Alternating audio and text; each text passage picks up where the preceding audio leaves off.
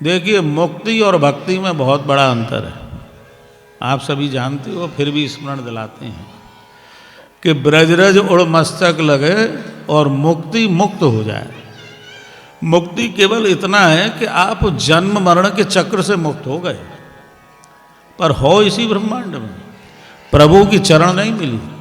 हमारे परबाबा ये बात कहा करते थे, और उन्होंने यमुनाष्टक की व्याख्या में कहा भी कि भजे कलिंद नंदनीम दुरंत मोहभंजनी।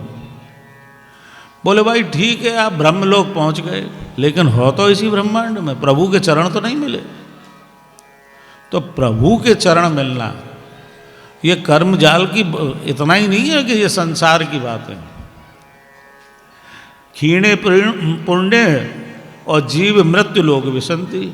आपने अच्छे कर्म किए, स्वर्ग में पहुंच गए, लेकिन जब पैसा खर्च भये, पुण्य क्षीण भये, तो वो 5 स्टार होटल में जो आपको सैल्यूट मारता है ना, वो उठा के बाहर फेंक देता है आपको।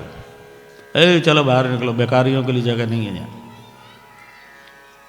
तो ऐसे ही पुण्यों की स्थिति है। यह एक बहुत बड़ा कर्म जाल है।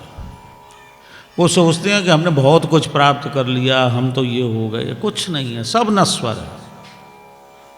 इसलिए ऐसा जीव कभी भी बार बार जन्म मरण के चक्र में घूमता रहता है। तस्मादेकेन मनसा भगवान सात्वतां पति श्रोतव्य कीर्तितव्यस्य देह पुच्यस्य नित्यदा। इसलिए दृढ़ संकल्प कर कर और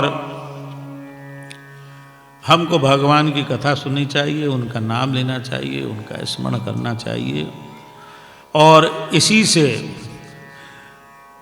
भगवान की प्राप्ति है। यही सारी का जो मतलब है वो भगवान का नाम और उनकी शरणागति है।